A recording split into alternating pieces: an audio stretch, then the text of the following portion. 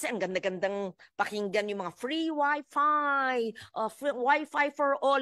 Ito, isang probinsya lang. Nagkakagulo pa kayo. Tinatanong ko lang magkano ang monthly subscription cost. Hindi pa nyo masagot. Yes, Sec. Thank you. Mr. Chair, if I may respond, Your Honor.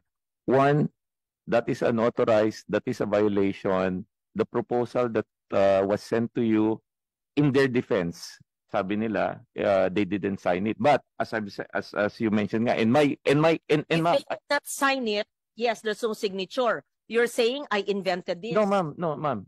Yeah. Your Honor, I'm saying I am with you.